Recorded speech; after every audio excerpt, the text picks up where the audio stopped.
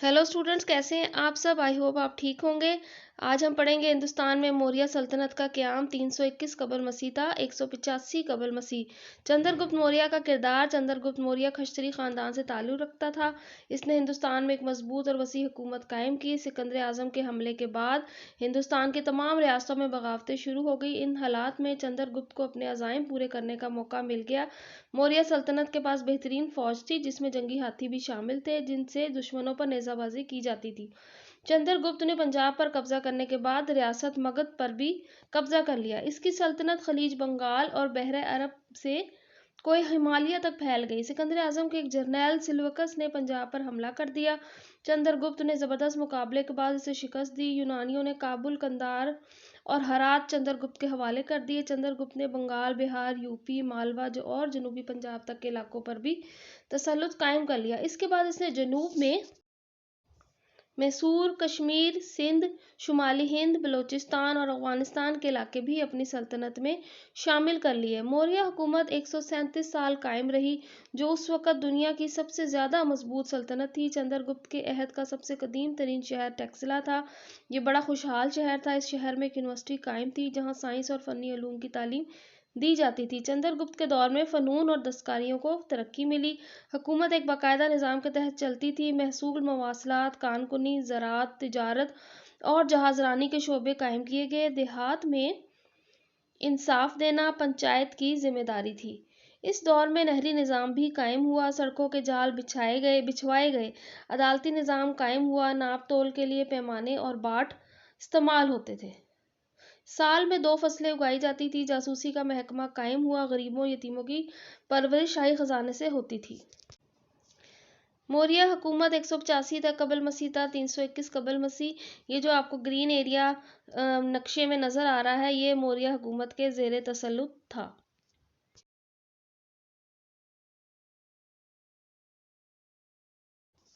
अब हम आगे पढ़ेंगे अशोक के बारे में, जिसका दौर हुकूमत गुजरा है 272 कबल मसीह था 332 कबल मसीह। अशोक चंद्रगुप्त मौर्य का पोता था। अपने बाप बंधुसरा की वफ़ात के बाद 272 कबल मसीह में तख्तनशीन हुआ। एक अजीम सल्तनत इसे विरसे में मिली। इसने अपने दादा चंद्रगुप्त की तरह अच्छे अंदाज से हुकूमत की। इसके कवानीन बड़े सख्त थे। इसने अपने भाइयों को ख़त्म करके रियासत मगध का तख्त हासिल कर लिया। अशोक ने उड़ीसा की रियासत पर कब्जा करने के लिए 261 कबल मसीह में हमला कर दिया। अशोक को फतह हासिल हुई। इस जंग में तकरीबन 1 लाख आदमी मारे गए। इस वाक़े के बाद लड़ाई से इसे सख्त नफरत हो गई और आइंदा कोई जंग ना लड़ने का फैसला कर लिया। उसने जंग में बनाए गए कैदी छोड़ दिए और कौम से माफ़ी भी मांगी। वो जबर तशद्दुद से तौबा करके बुद्ध मत का पैरोकार बन गया।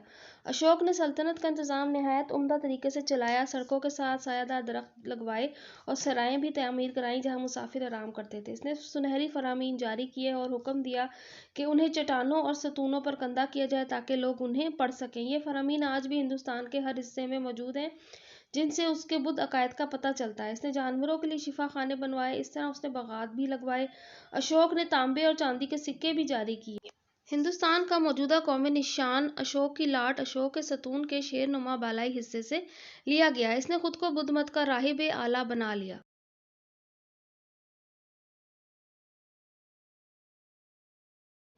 अशोक ने हिंदुस्तान में बुद्धिज़्म की खूब अशात की। एशिया में इस मज़हब को फैलाने के लिए मजहबी रहनुमा भिजवाए और बुद्धों की इबादत गाहें भी बनवाईं। इसने पाकीज़ा ज़िंदगी बसर करने पर जोर दिया। इसके दौर में बुद्ध मत का पैगाम तिब्बत, चीन, मंगोलिया और जापान तक फैल गया। अशोक ने पूजा पाठ के नए नए तरीके दरियाफ्त किए।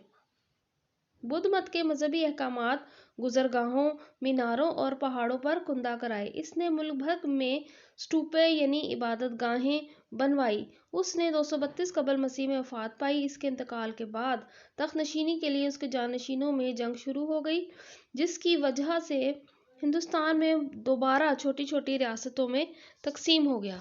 स्टूडेंट्स, ये सल्तनत अशोक का नक्शा है। जो गुलाबी हिस्सा पहलावा में नज़र आ रहा है, ये तमाम हिस्सा अशोक के ज़ेरे तसल्लुत था।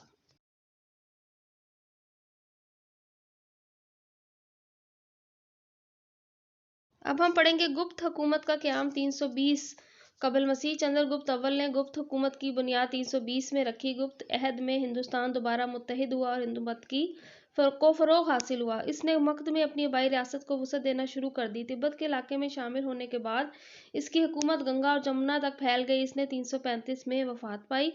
سمندر گپت چندر گپت کے بعد اس کا بیٹا سمندر گپت تخت نشین ہوا، جو ایک عظیم فاتح اور مدبر انسان تھا۔ جب اس نے حکومت سنبھالی تو ہندوستان میں ہر طرف افراتفری پھیلی ہوئی تھی، چھوٹی چھوٹی ریاستیں قائم ہو چکی تھیں۔ اس نے مملکت میں بہتری کے لیے کئی اقدامات کیے۔ چندر گپت ثانی سمندر گپت کے بعد اس کا بیٹا چندر گپت ثانی 375 میں تخت نشین ہوا، جو بکرما جیت کے لقب سے مشہور ہوا۔ اس نے تخت نشین ہونے کے بعد بنگال کے راجاؤں کو شکست دی۔ اس نے مالوا، گجرات اور کاٹھیا واڑ کے علاقوں کو اپنی حکومت میں شامل کر لیا۔ اس طرح گپت سلطنت ایک وسیع علاقے تک پھیل گئی۔ گپت عہد میں سخت قوانین بنائے گئے تاکہ حکومت مضبوط ہو۔ اس عہد میں آرٹ کو خوب ترقی ملی۔